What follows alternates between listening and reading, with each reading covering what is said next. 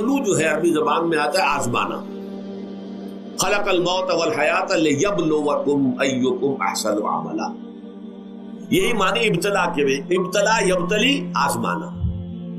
ابلا یبلی جو آتا ہے باب افعال سے، اس میں آتا ہے کسی کو کسی تکلیف میں ڈال کر اس کو نکھارنا، کہ اس کا جوہر نکھر جائے، اس کے اندر جو خیر ہے وہ اور چمک جائے، لوگوں کو بھی معلوم ہو جائے کہ یہ شخص اس مقام کا اہل ہے، اس کے اندر یہ صلاحیت ہے، اس میں یہ قوت موجود ہے.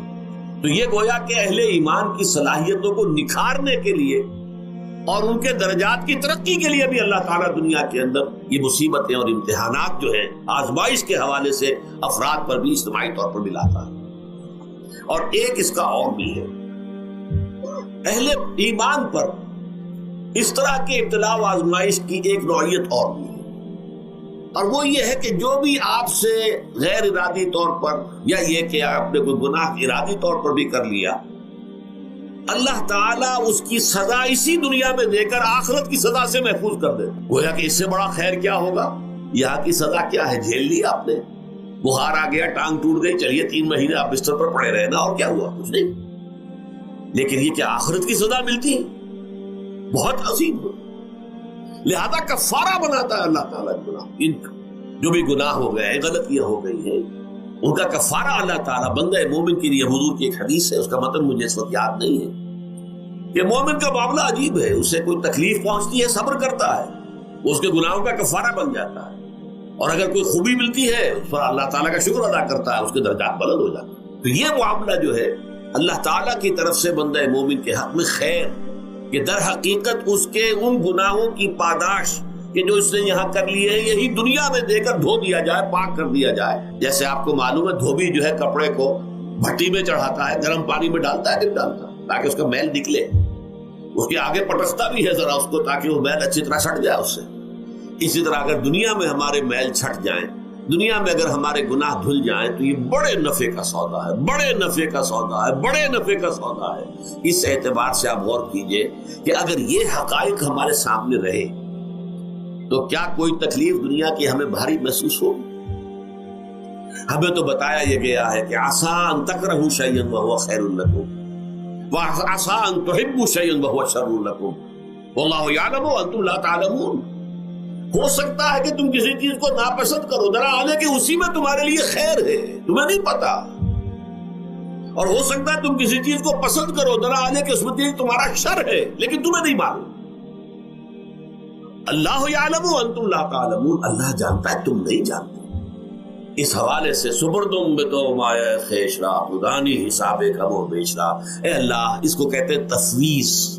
یہ سورہ تغابن کے درس میں یہ تمام مضامین تفصیل سے آتے ہیں کہ ایمان کے جو باطنی ثمرات ہیں اس میں سب سے پہلے مقام رضا ہے، پھر تفویض، توکل ہے.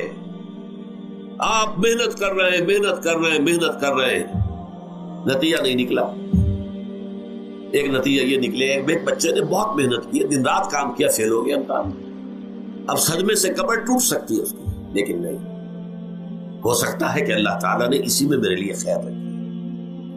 اس لیے کہ ہماری محنت سے کچھ نہیں ہوگا، ہمارے مادی وسائل سے کچھ نہیں ہوگا، ہوگا اللہ کے اذن سے، اللہ کی مرضی سے، اللہ کی مشیت سے. یہ ہمارے لیے خاص طور پر اس اعتبار سے بہت اہم نکتہ ہے.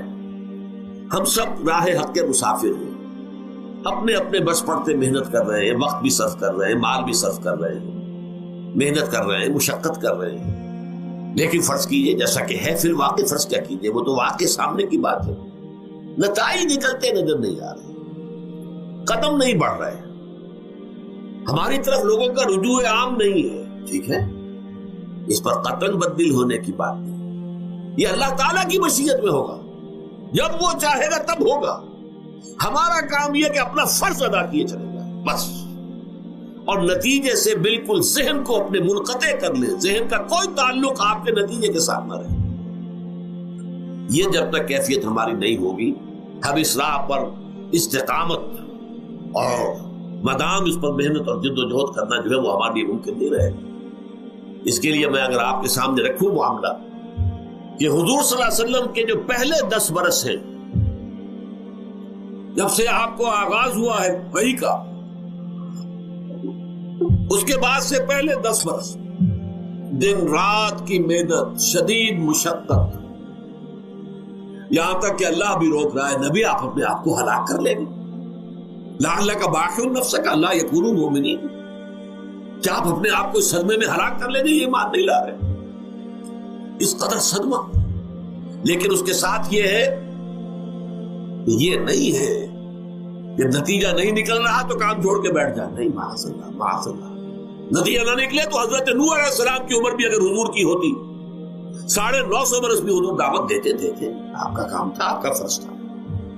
حضرت نوح علیہ السلام بھی تو آخر اللہ کے ایک بندے تھے، اللہ کے رسول تھے، 950 برس تک دعوت دی۔ فلبث فیہم 1000 سنۃ الا 50 عاما، یہ تو ہم مانتے ہی نا، اگر قرآن کے اندر نص قطعی صریح الفاظ نہ ہوتے کہ 950 برس تک رہے، ورنہ یہ بات سمجھ سے باہر آتا رہے۔ عام طور پر معلوم ہوتا ہے کہ اس دور میں ابھی عمر میں زیادہ تھی لوگ۔ بہرحال جو میں نے عرض کیا تھا کہ دکھ جس سے انسان متاثر ہوتا ہے، اس کی ایک قسم وہ ہے کہ جو ہمارے ارادہ اور اختیار سے باہر، اللہ کی مشیت سے، اللہ کے اذن سے، اللہ کی مرضی سے آتا ہے، اس کے لیے ہمارا کام صرف برداشت ہے۔ جو شے بھی ہمیں برداشت کی صلاحیت عطا کر دے وہی اس کا علاج ہے۔ جیسے آپ کو معلوم ہے کہ بخار بہت تیز چڑھا ہوا ہے، اس کی دوا نہیں ہے اسپرین یا کوئی اور پیراسیٹامول، بخار کی شدت کو کم کر دے، وہ کوئی علاج نہیں ہے۔ علاج تو ہوگا اگر معلوم ہو کہ کون سے جراثیم ہے، کس کی وجہ سے ہے، اس کا صحیح اینٹی بایوٹک کون سا ہے، وہ علاج ہوگا۔ یہ علاج نہیں ہے، لیکن اس کی شدت کی کمی اور اس کے اندر جو احساس ہے جھیل جانے کا، وہ انسان کے لیے آسان ہو جاتا۔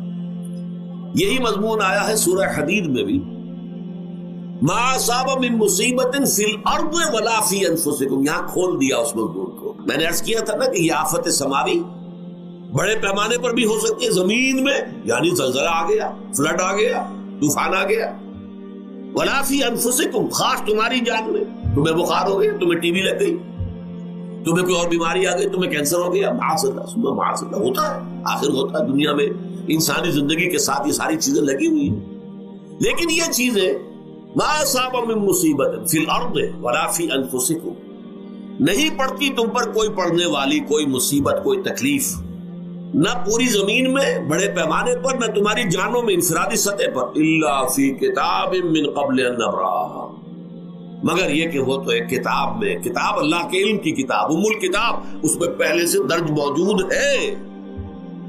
یہ الٹ اپ نہیں ہو گیا، یہ اچانک نہیں ہو گیا۔ آپ اچانک سمجھتے ہیں کہ صاحب میں تو جا رہا تھا، اچانک ٹرک نے آخر مجھے دھکا مار دیا۔ اچانک کوئی شے یہاں نہیں ہوتی، اس کائنات میں پتہ تک نہیں ہلتا جب تک کہ اس نے رب نہ ہو۔ اچانک کا کیا سوال؟ در حقیقت جو ہوتا ہے وہ اللہ تعالیٰ کے علم میں پہلے سے ہے، علم کامل، ما کان وما یکون، جو کچھ ہوا ہے، جو کچھ ہوگا، مستقبل، ماضی، کل کا کل، آنے واحد میں اللہ کے علم میں موجود ہے۔ لہذا یہاں اچانک کچھ نہیں ہوتا، جو بھی آیا ہے اللہ کے علم سے آیا، اور یہ پہلے سے اللہ کے علم کے اندر موجود تھا، لکھا ہوا تھا، الا فی کتاب من قبل ان نبرأھا ان ذلک علی اللہ یسیر۔ یہ تمہیں تو مشکل نظر آئے گا لیکن اللہ پر بڑا آسان ہے، اللہ کا علم کامل، ما کانا ما یکون کو آگی ہے۔ لیکن لا تاسوا علی ما فاتکم، تاکہ تم افسوس نہ کیا کرو ان چیزوں پر جو تم سے چھوٹ جائیں، جاتی رہے، چھن جائیں۔ کوئی موقع تھا ہاتھ سے نکل گیا، کوئی دولت تھی اس پر ڈاکہ پڑ گیا، کوئی اور مصیبت ہے وہ آ گئی، کوئی عزیز فوت ہو گیا، اکلوتا بیٹا تھا فوت ہو گیا، وغیرہ وغیرہ۔ ما فاتکم، فات سے ہی فوتیدگی ہے نا، جو شے بھی نکل جائے، چلی جائے، ہاتھ سے جاتی رہے، چاہے وہ کوئی آپ کا عزیز تھا جو فوت ہو گیا تو آپ کے ہاتھ سے نکل گیا، یا کوئی مال تھا جو آپ کے قبضے سے نکل گیا، ڈاکہ پڑ گیا، چوری ہو گئی، نقصان ہو گیا کاروبار میں بہت بڑا، اس پر افسوس نہ کیا کرو۔ اگر افسوس کرو گے تو اس کا مطلب کیا ہوگا کہ تمہیں اللہ پر اعتماد نہیں ہے، یا تم سمجھتے ہو کہ اللہ کے سوا بھی کوئی ہے جو یہ کام کر سکتا۔ کائنات میں تو ایک ہی کی مرضی چلتی ہے، وہ ہے اللہ۔ لہذا اگرچہ وہ کسی کے ذریعے سے تکلیف آپ کو پہنچی ہے، کسی نے آپ کو پتھر مارا ہے، وہ پتھر ہو سکتا ہے آپ کو نہ لگتا، لگ گیا ہے تو اللہ کے فیصلے سے لگا ہے، اس کا باپ بھی نہیں پتھر مار سکتا آپ کو اگر اللہ کا اذن نہ ہو. لہذا آپ پتھر مارنے والے کو بھی مجرم سمجھیے، ٹھیک ہے، اس سے بھی قصاص لینے کا آپ کو حق ہے، لیکن یہ جان لیجئے کہ جو آیا ہے پتھر وہ اذن رب سے آیا. اب ظاہر بات ہے کہ اگر یہ کیفیت ہوگی تو غصہ اتنا نہیں ہوگا اس شخص پر کہ جس نے یہ کام کیا ہے، بلکہ ہو سکتا ہے آدمی مسکرا کے رہ جائے. جیسے کہ وہ میں واقعہ سناتا رہا ہوں اپنے دروس میں کہ ایک درویش ملک صاحب بھی جا رہا تھا، جو رب کرے سو ہو، جو رب کرے سو ہو، جو رب کرے سو ہو.